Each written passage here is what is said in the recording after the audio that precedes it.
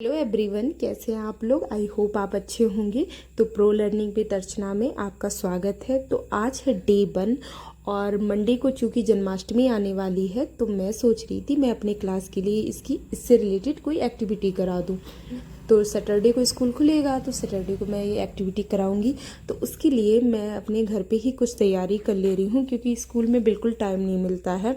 अगर मैं स्कूल में पहले ये स्केच बनाऊंगी या कोई भी काम पहले से करूँगी तो बहुत टाइम वेस्ट हो जाता है और फिर मैं वो एक्टिविटी पूरी करा भी नहीं पाती। तो मैंने एक बड़ी शीट को 2 भागों में काटा है। तो एक शीट पे मैं क्या करूँगी, कृष्ण का स्केच बनाऊँगी। और इस स्केच को बनाने के लिए मैंने डॉम्स के कलर यूज़ किए हैं। ये बहुत अच्छे कलर होते हैं, मुझे तो बहुत ही बेटर लगते हैं क्योंकि इनकी फिनिशिंग बहुत ही अच्छे आती है और बहुत ज़्यादा कॉस्टली भी नहीं होते हैं। आई थिंक ये पेंसिल कलर मैंने 20 रुपीज़ में ख़रीदे थे पास के शॉप से। तो बहुत ही सस्ते होते हैं, इसलिए मुझे ये अच्छे लगते हैं।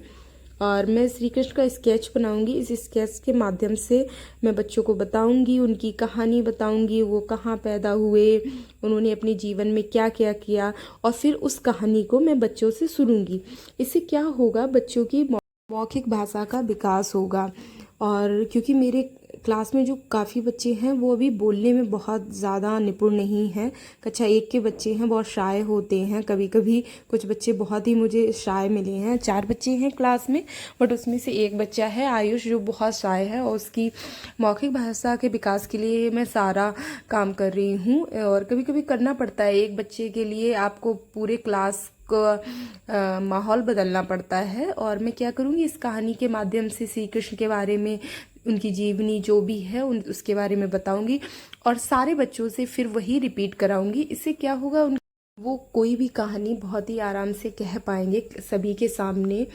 और कक्षा 1 के बच्चे जो मेरे हैं ना, वो बहुत अच्छे कहानी कहने में अच्छे नहीं हैं, आप ये बोल सकते हो। मुझे कभी कभी बहुत गुस्सा आता है लेकिन रिएक्ट नहीं कर पाती हूँ क्योंकि मैं उन्हें कोई स्टोरी सुनाती हूँ, चाहे वो चूहा खरगोश खरगोश कछुआ की हो, या फिर एक बदसूरत पेड़ की मैंने कहानी सुनाई, या प्यासा कौआ की कहानी सुनाई। जब मैंने उनसे बाद में वो सुननी चाहिए तो उन्होंने मुझे नहीं सुना पाई। तो मैंने अभी थोड़ी एक्टिविटी में चेंज किया है। अब मैं कोई भी एक्टिविटी कराऊंगी तो उसके लिए सबसे पहले मैं उसे बना लूँगी, उसे प्रोजेक्ट बना लूँगी, भले ही छोटे छोटे पीसेस में बनाऊँ।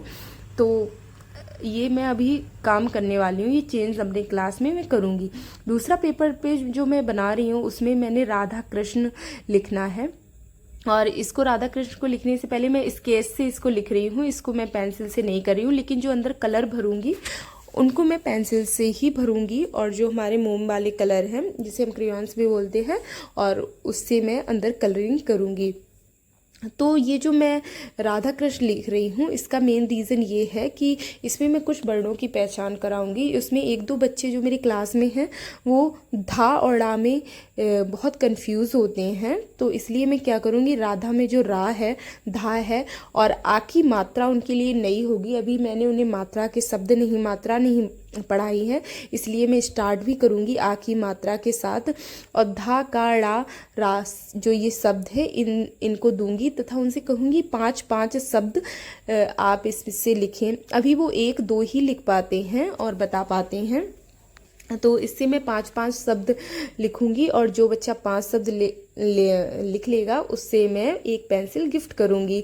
और इससे बच्चों एक्चुअली बहुत ज़्यादा मोटिवेट हो जाते हैं। जब उन्हें मैं कोई गिफ्ट देती हूँ वो बहुत प्राउड फील करते हैं, उन्हें लगता है कि मैंने बहुत बड़े कोई चीज़ जीत ली है। और सबके साथ हुआ है, मैं भी जब छोटी थी मुझे भी क्लास में जब कोई ऐसी चीज़ मिलती थी तो मैं भी बहुत खुश होती थी और घर पे आके मम्मी को बोलती थी कि देखिए आज मैंने क्लास में क्या मुझे मेरी मैम ने या सर ने मुझे दिया है। तो इससे क्या होगा, बच्चों को वर्डों की पहचान भी होगी, बच्चे शब्द भी उससे बना पाएंगे। और एक वर्ड से उन्हें 5 शब्द बनाने हैं तथा आ की मात्रा उनके लिए नई होगी। ये देखिए हमारे दोनों प्रोजेक्ट तैयार हो गए हैं। तो इसे थोड़ा चाइल्डिश करने के लिए मैं क्या करूँगी, ऊपर से मैंने इस तरीके से स्टार वगैरह और जो मेरे पास स्टाम्प के इस तरीके से छोटे छोटे थे, मैंने उसे कक्षा 1 के हिसाब से लुक दे दिया है। और आई होप बच्चों को ये प्रोजेक्ट मेरा अच्छा लगे। आप बताइए आपको कैसा लगा। Thank you.